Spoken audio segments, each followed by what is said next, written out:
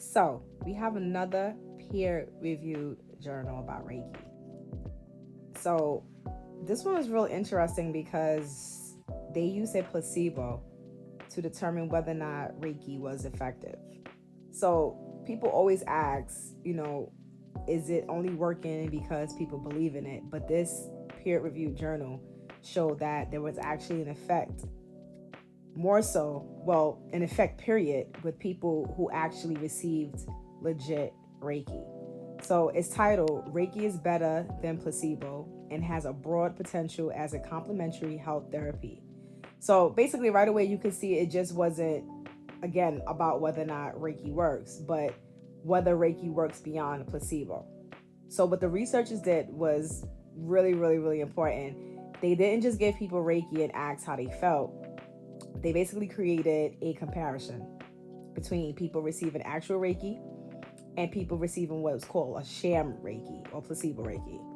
So this means that the placebo group thought they were actually receiving Reiki, but they weren't. They actually weren't receiving the same therapeutic benefit, well, quote unquote intervention, um, as the other group. And the reason why it's key is because when you're testing something against a placebo, you're trying to answer the question: is the effect just psychological, or is it something more happening? So when they looked at the results, they found that Reiki had greater effects than the placebo, particularly in the areas of stress, anxiety, and mood. So in other words, people receiving actual Reiki showed more improvement than those receiving the placebo version.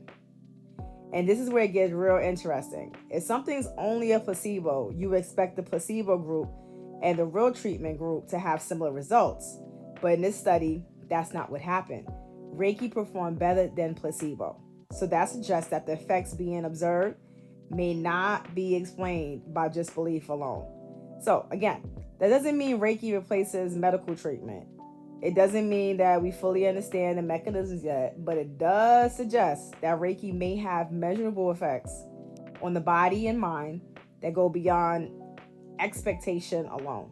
So when you think about it, reductions in stress, anxiety, and mood imbalance are actually connected to a lot of conditions people deal with daily.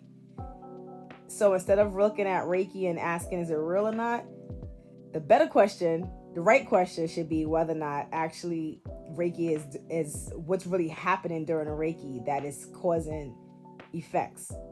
So I'm going to do more research on this just to give a little bit more, educational background on some of the studies that were done on Reiki. But definitely check out this